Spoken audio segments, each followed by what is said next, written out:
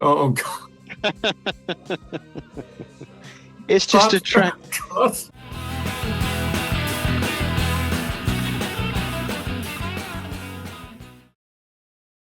Hi everyone, it's James here. Welcome back to the channel and another welcome to Richard McCook back for the 126th time, I think, Richard. Something like that, James. Yes, and it's good to be back. Always enjoy these. Yeah, it's nice to have you back. So we're going to look today at a very seminal artist in the pantheon of great rock stars. We're going to look at Lou Reed, and Mhm. I pitched this to Richard a while ago. So initially we were going to do, I think your idea was Lou Reed in the 80s, wasn't it, Richard? Because we'd done Yeah, Bob Dylan in the 80s. That was the last video we did. And then I said, could we do it? Could we do it Lou Reed 1979 to 1989? And you yeah, guessed it fine. was because I wanted to talk about this record, which Yeah, came that's out right. in 1979. So we're going to look through, we're going to compile a list each of 10 tracks, 10 favorite songs, or just 10 songs that we've enjoyed. How familiar were you, Richard, with Lou's 80s catalogue overall? It was about 1990, 91 when I started getting the CDs, and they were tough to get actually at that time. Hmm. And I had to get a couple from America. I remember the New Sensations one I got actually came in a long box, shipped from America. Right. And I was able to pick up two of them actually, Grown Up in Public and The Bells were Japanese imports that had the obi strips. So they were very hard to get here unless you went to Virgin Megastore and you bought them as Hmm. an import. But it was the early 90s really that I started to appreciate his 80s stuff. I did have up to Street Hat, well, not even Street Hassle, I had up to Coney Island Baby in the 80s. I didn't Hmm. have the first album, that was a 90s album as well. So the first time I ever heard Lou Reed was in 1982 when my friend forced Transformer upon me, and I'm very glad he did Well, I was because, going to say, what a terrible thing to do to a I friend. know, because he knew I was a David Bowie fan. He said, "Look, Yeah. Bowie has produced this," and I played it and I played it. I loved it, absolutely loved it. Well, Lou Reed, I think he had a good 80s, creatively speaking. He didn't make any really dodgy sort of 80s albums. 1979, it's The Bells, which is a very strange, almost a sort of dance, avant-garde dance jazz album. He definitely sounds quite nerdy and He strange. does. But let's get the elephant in the room addressed here. The guy can't sing. End Okay. of. He can't. But I No. like his voice. He Yeah. often talks, doesn't he? He does that talk Yes. singing, which is really effective. Anyway, 1980, he does Growing Up in Public, which kind of launches his 1980s. And that record is, I think it's got some good stuff on it, but he's not found his sound yet, his mojo. My understanding is that it was his wife, Sylvia Morale, who started to creatively inspire him in the 80s. And I think she helped to sharpen his outlook and also get him to get a really good band together and to start thinking in terms of just a particular sound, which he was then going to have on the next few albums. I think the one that really turns the corner for him in 1982 is the Blue Mask, where he just has this absolutely brilliant band. And he sort of creates this sound which is really dry, up close. Legendary Heart in 83 is, I think, more of the same in terms of the style. New Sensations in 84, maybe a bit poppier. Mistrial in 86, probably harder, more kind of meat and potatoes rock in a way. And then New York in 89. So what I've done is I've got two piles here. I've got a pile of definites, which I know I'm going to talk about, and then I've got a pile of maybes. And surprisingly, I'll just kind of admit now, all my New York picks are in the random pile, Ooh.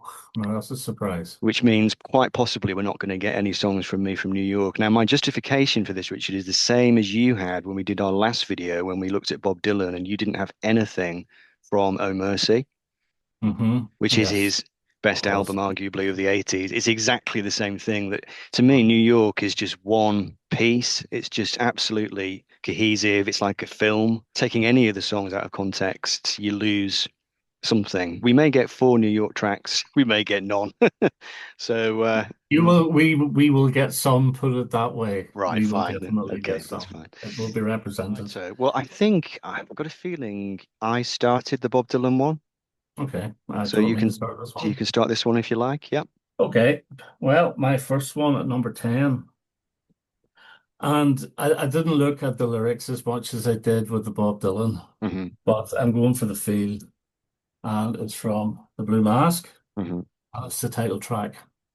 And to me, it's heavy as hell. Mm. I think the title track should have opened this album rather than My House, which is it's a lovely song, My House. But I think the Blue Mask is right in your face. Not only will it be a good opener for the album, it'd be a good concert opener. And it's very, very aggressive. And lyrically, I haven't got a clue what it's about. It just sounds so effed up, Mm. really does.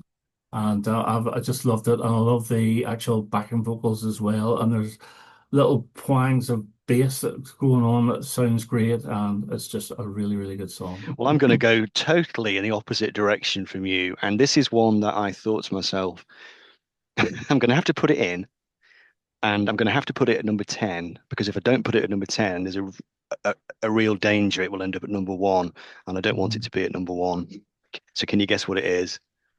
Right, I've been thinking about this. My personal favorite of that album Yeah. didn't get on the list, so I had nothing from the Bells. Is All Through the Night because Yeah, there's it's a a lovely great sound song. of Yeah. but I think you would go with the Bells itself. No. No, it's wrong. One of So the I'm going, disco ones. yeah. Yeah. So I'm going to go for my number 10. I'm going to shock the world. I'm going to go with Disco Mystic. Oh It's just a God, track. God. It's just a track I've always loved. I bought That this is fair album. enough. I bought this album back in whenever it was. I was working in a shitty desk job at the time. I remember in Leeds, and I picked this album up in my lunch break on CD, and I took it home that evening, and I just thought, oh yeah, it's fantastic. It just cheered me up. It's just there's no lyrics in it whatsoever apart from Disco Mystic. It's just this really Yeah, sort of deep disco mystic. To me, it's yeah, classically read because it's so contrary. It's a bit like Metal Machine music all over again. It's yeah. just like, right, let's just do something completely, not me. No attempt to be literary, no lyrics, just a sort of groove, dancey, but it's all sort of messed up as well. It's really sleazy sounding. And I thought to myself, well, let's put it in because, we'll get a reaction. So, and it's only got a Yeah. reaction from you. So, That side one of the Bells is very tongue-in-cheek, I think. That's yeah, what it is, tongue-in-cheek. it is. Yeah, yeah, that's why I like it. Yeah. Well, my number nine, again, it blocks, and it's from The Blue Mask. This one I absolutely love, and he really does try his best to sing it, and he's not very good at it. And it's the love song to Sylvia, that's Heavenly Arms. Yeah, yeah. I think it's an absolutely beautiful song. It's a pity he couldn't sing better. But again, it's the backing vocals and there's a guitar bit and I absolutely love. I think it's just a well-constructed song. It's always been my favorite off this album. And it's I guess my number nine. I think it's just beautiful. Really Mm, nice. Completely different to the Blue Mask, the other choice. mm. It's the last song So on the album, isn't it? it is indeed, yeah. Yeah. See, I would have thought that it would have been a good last song on side one, and My House, the song for Delmore, whoever it is, Schwartz. Schwartz, would Yeah. have been a good closer, but Mm. not today. Okay, good stuff. Well, that song nearly got on my list, but in the end, it didn't end up being on there. So, my number 9, I'm going to have to ask you to show the record because I don't actually have a copy of Growing Up in Public. A little bit here. So, There yeah, we go. there we go. So yeah, his first record of the 1980s. I'm going to go with the first track. How do you speak to an angel?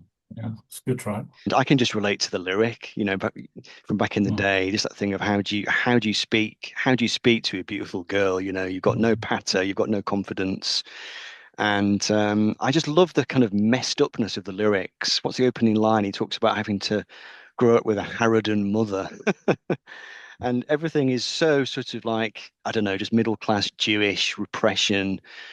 Growing up in a household. I mean, I think that album's a bit of a concept album, isn't it? It's him kind of talking about how he was brought up and some of his background. I think it's quite an interesting autobiographical record. But that song, in places, it almost sounds like not prog rock exactly, but it's got a very different sound to some of these later records where he just goes full on hard rock. It's more intricate than that. There's a sort of female backing vocals in it, and it's just really intricately done, intricately Mhm. played.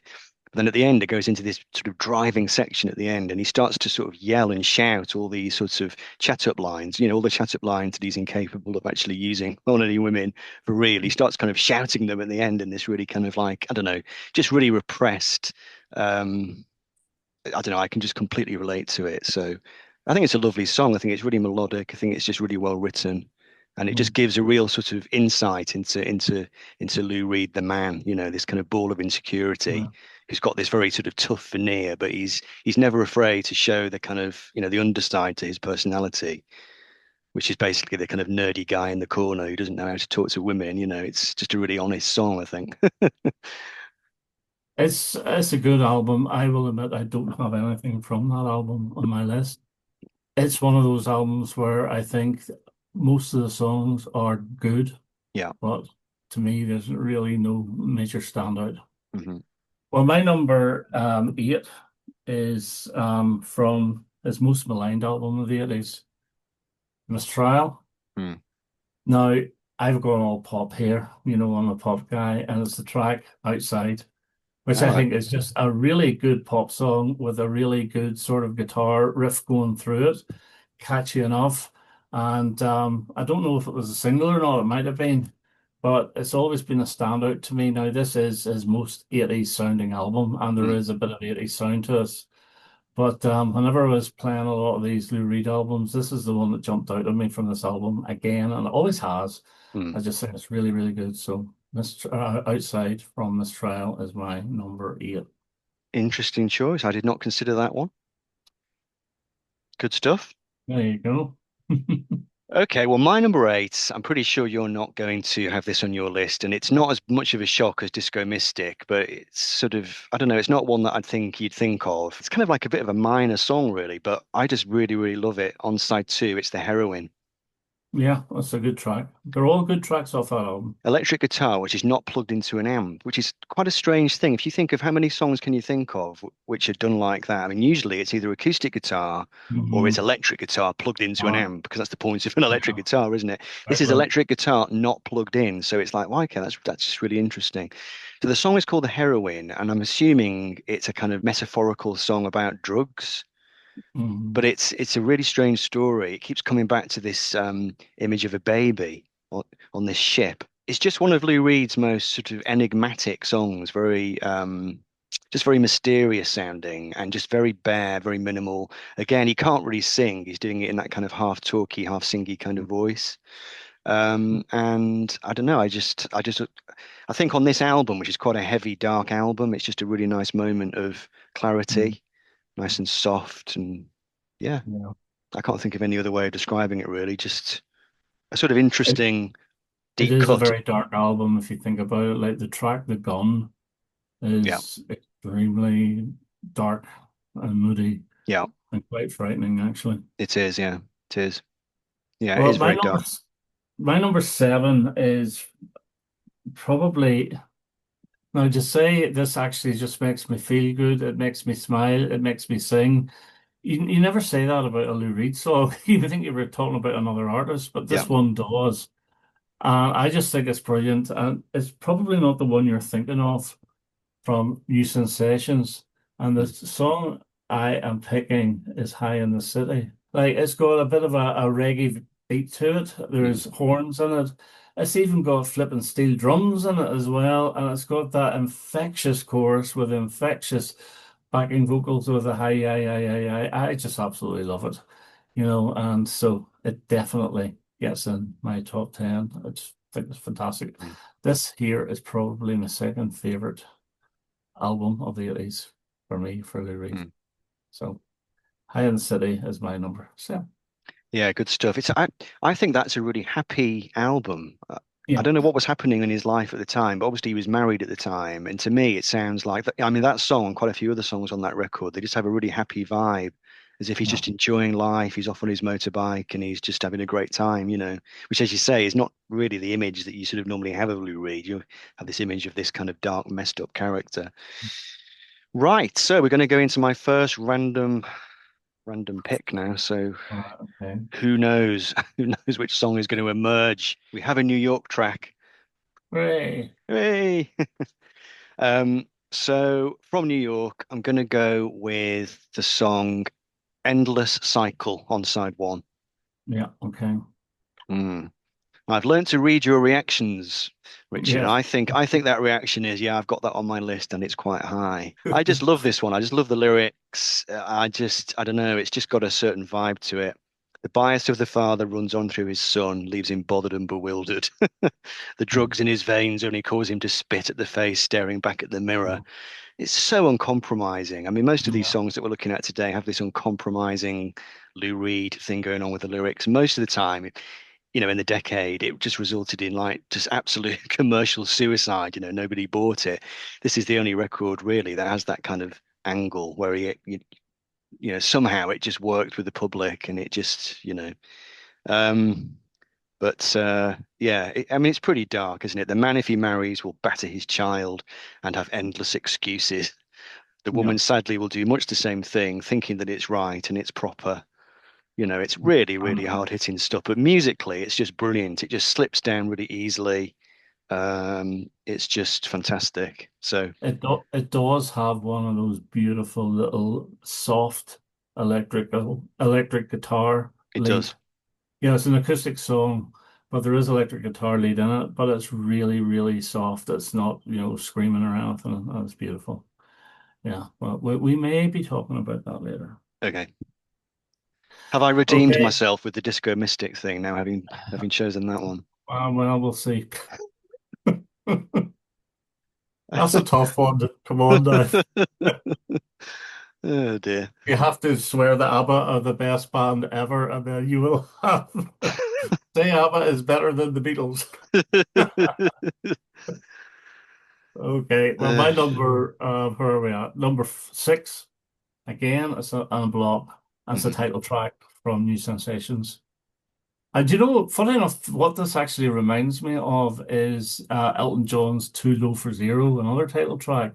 mm, It's got that sort of horizontal move the whole way through the song. I think it's a drum machine on this as well. right. And again, there's some really nice little guitar licks. So the song does not go up in peaks and troughs or anything. It's just constant the whole way through, Mm, a bit like Too Low for Zero. And I just think it's a fantastic track. mm, This, I think, is his most 80s sounding song. Not as necessarily his most 80s sounding album, but his most 80s sounding song. And I've always loved it. So mm. New Sensations, my number six. Yeah, I think it's one of the happier songs on the album, isn't it? Yeah.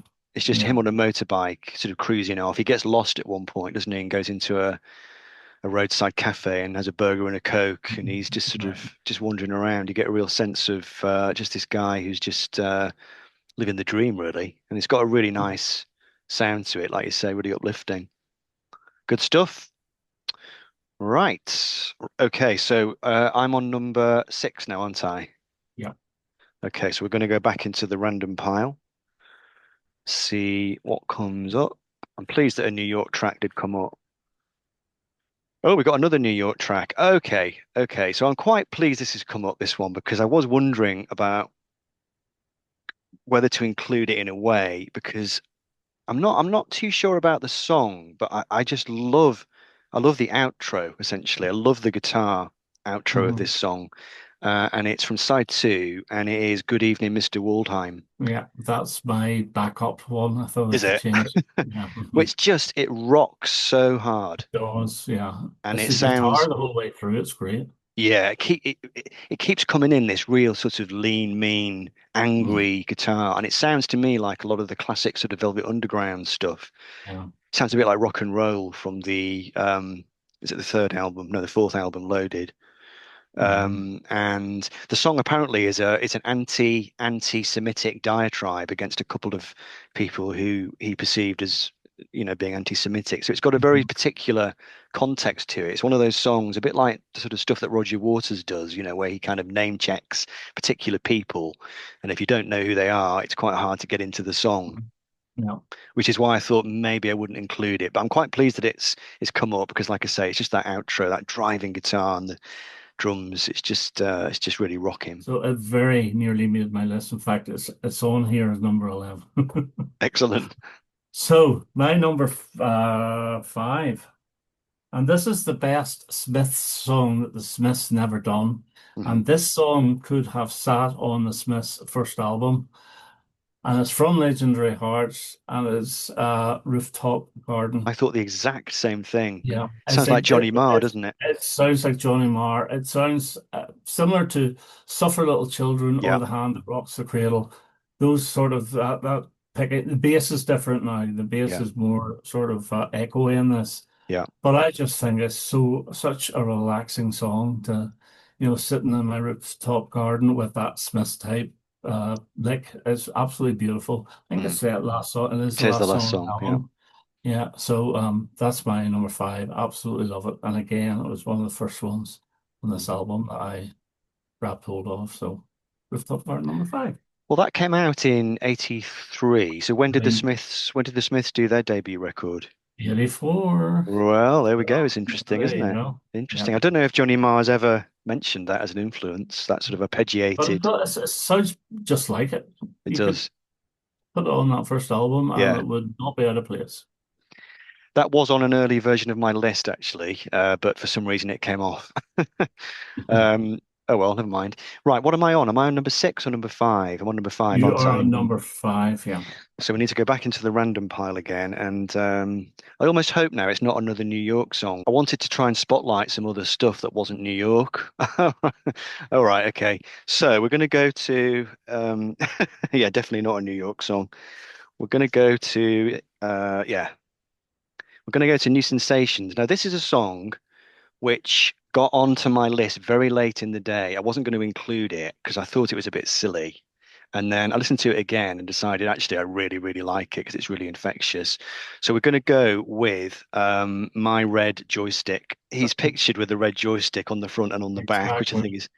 is quite funny. It's just a great pop song, this. It's really infectious, it's really upbeat, it's really tuneful, and there's just some great lyrics. He sings, enough is enough, baby. I've had enough of you. You can keep your dresses, you can keep your jewels, you can keep the color TV. Those soaps just make me sick. All I'm asking you to leave me is my red joystick. And Hmm. again, it's sort of Lou Reed's. It's the other side of Lou Reed again. It's not the sort of angry political Lou Reed. It's not the kind of Tongue in messed up cheek. drug addict. It's just a sort of good-humored, sarcastic. I mean, it's got a barbed quality to it. I mean, it's not sort of, Mhm. nice and soft or anything, but Yeah. it's just got that sense of humor, that great New York sense of humor. So I think it's got a carry-on films, double entendre type thing yeah, about quite, it. quite possibly, actually, yeah. My red joystick, and there's something quite 80s about it as well. The idea of a red joystick. So there we go. I'm quite pleased that got on because it was a bit of an outside choice. Well, my number four, and it's the title track from Legendary Hearts. Mm. And this is the precursor, I think, in sound, the real precursor in sound to the New York album. But what makes this song so good is the lead, and the lead is done by a bass guitar, Mm. not by a lead electric guitar. It's done by a bass guitar. The bass guitar in this is absolutely magnificent. Fernando And Saunders, yes, Fernando Fernando Saunders, a Saunders. really amazing bass player. Yeah, this is absolutely fantastic. And it's the outro in this that makes it even better because it does go into a very simple but so effective bass lead and it's so high in the mix. It sounds brilliant. So Legendary Hearts is my number four. Yeah, I think it's a fretless bass he plays. It's got Yeah, I think so. Yeah. a very particular sound to it, and I think he allows him to be a kind of lead instrument for most of Yeah. the records that he's on. Okay, so we're on to my last random pick. Hmm. What's going to come up? What's going to come up? Well, it's going to be this, whatever it is. All right, okay, fair enough. Um, yeah, so this is a song I do really like, actually. Again, just make sure it's on this record. Yeah.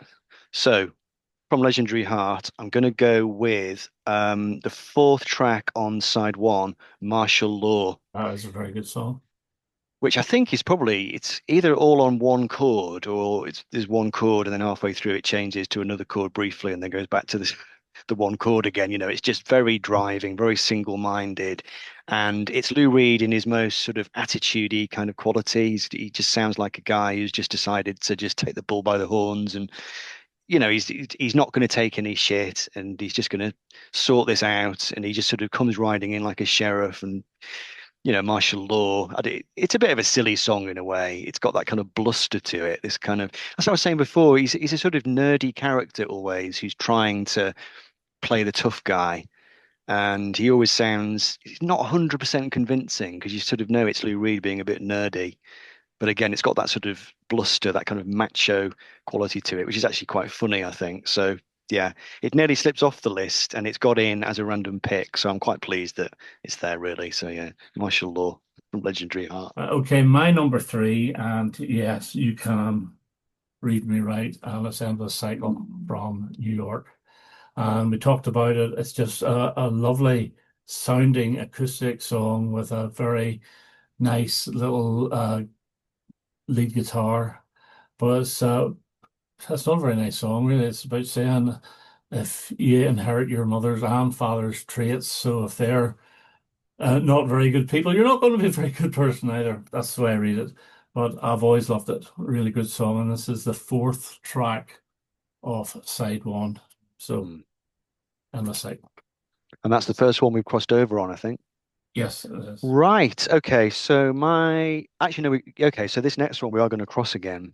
My number three. That's right, isn't it? Hmm. So my number three, I'm going to go with the title track Yeah, good. from New Sensations. I just listened to it again because you were saying about it being a drum machine thing, and you're right. I think it is. I think Hmm. I'd listened to it before and just thought it had a real kind of driving beat, but I think you're right. I think it's drum machine. It's the bass guitar on this that I think is just so great. It's Fernando Saunders again. He just plays this. It's almost like a sort of disco funk kind of thing. It just sounds so great, like a lead instrument, but it's really funky at the same time. My number two then is the third track Oh, from New York, and it's Dirty Boulevard. yeah, I thought of this one.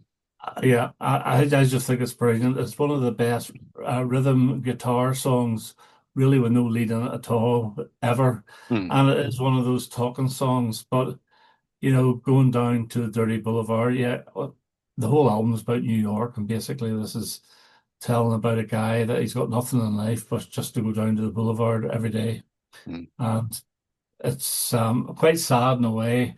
But Lou Reed performed this on David Bowie's 50th anniversary concert, and he did a brilliant job of it. And I can't remember whether Bowie actually joined him or not. I must look that up again because I do have a bootleg of it. But yeah, really good song. And I think this was actually a single. Didn't do anything, of course. Hmm. So Dirty Boulevard is number two. So back to Legendary Heart again. I'm going to go for The Last Shot. It's not one of my favorites, to be No, honest. no. I don't know what it is about this. It's very, very dark again. Hmm. I think if you were going to play somebody a track that was just like dark on the edge, that sort of reportage style of writing that Lou Reed had. I mean, he sings in it, I shot blood at the fly on the wall. My heart almost stopped, hardly there at all. I broke the mirror with my fall. It's just so bleak. Whiskey, bourbon, vodka, and scotch. I don't care what it is you've got. I just want to know that it's my last shot. I think it's a really interesting song about addiction. I want to drink, but I also want to know that it's my last drink.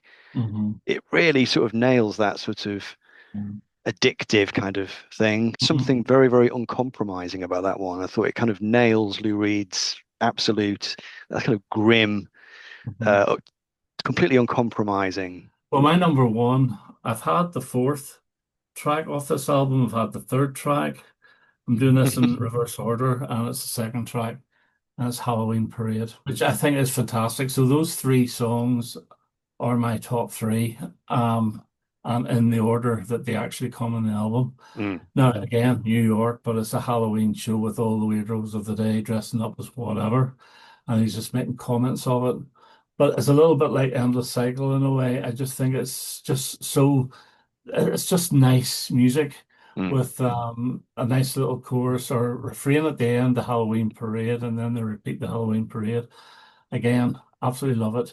The first four songs off this, I think, are brilliant because Romeo Had Juliet was very close to being picked as well. So Yeah. Halloween Parade, my number one song. Right, good stuff. Well, my number one has come about after so much shifting around, and I can't quite believe it has come at number one. But I think at one point during my process, I thought to myself, yeah, that could come top actually on any given day because I do think it's a really really good song. So we're going to go back then Hmm. to the bell. So you're sort of girding yourself up now, given the previous track I picked from this.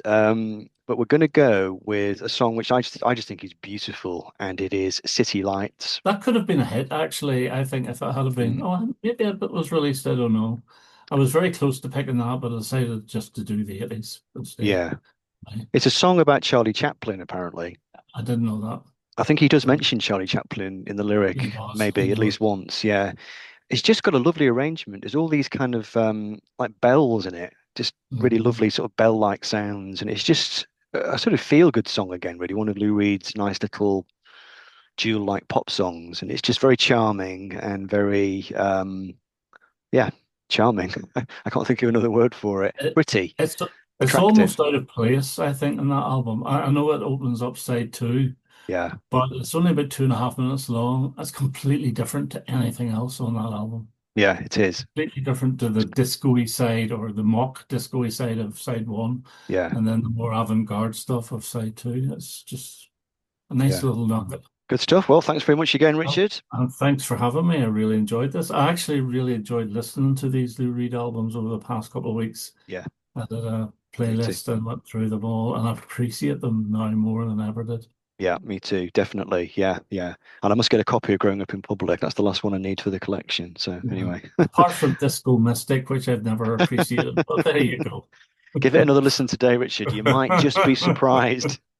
I'll be going my Christmas playlist.